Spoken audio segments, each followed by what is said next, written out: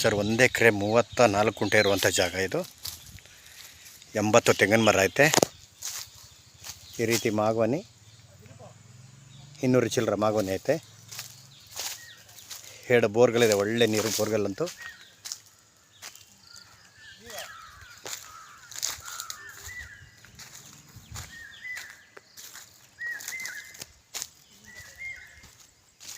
ಈ ರೀತಿ 80 ತೆಂಗಿನ ಮರ ಐತೆ, ಒಳ್ಳೆ ಫಲ ಬರ್ತೈತೆ.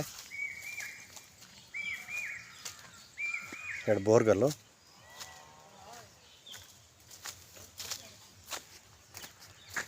ಮಣ್ಣಂತೆಲ್ಲ ಫುಲ್ ರೆಡ್ ಸಾಯಿಲು.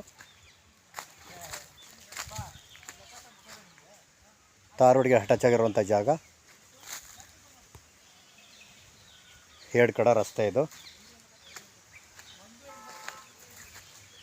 ನೋಡಿ. ಈ ರೀತಿ ಮಾಗವನಿ 200 ಚಿಲ್ಲರೆ ಮಾಗವನಿ ಐತೆ. 80 ತೆಂಗಿನ ಗಿಡ ಐತೆ. 2 ಬೋರ್ಗಲ್ಲು. ಮಳವಳ್ಳಿಯಿಂದ 20 ಕಿಲೋಮೀಟ್ರು. ಊರಿಗೆ ಅಟ್ಯಾಚ್ ಆಗಿರುವಂಥ ಜಾಗ.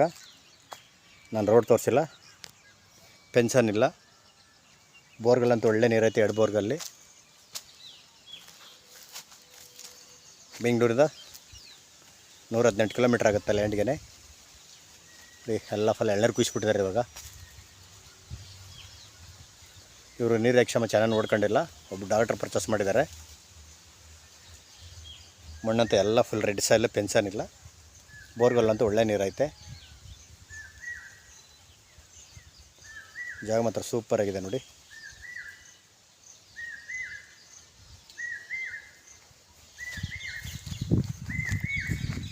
ಇವ್ರ ಕುಂಟೆ 1,85,000 ಫೈನಲ್ ಇರ್ತಾರೆ.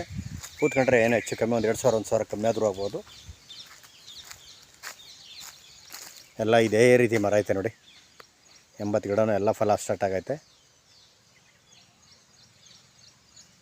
ಎಳ್ನೀರು ಕುಯ್ಸ್ಬಿಟ್ಟಿದ್ದಾರೆ ಇವರು. ಟಿ ನರಸೀಪುರದಿಂದ 35 ಕಿಲೋಮೀಟ್ರು, ಮೈಸೂರಿಂದ 40 ಕಿಲೋಮೀಟ್ರು, ಬೆಂಗಳೂರಿಂದ 118 ಕಿಲೋಮೀಟ್ರ್ ಆಗುತ್ತಾ. ಇವರು ಕುಂಟೆ 1 ಕುಂಟೆ 1,85,000 ಹೇಳ್ತಾರೆ. 1 ಎಕರೆ 34 ಗುಂಟೆ.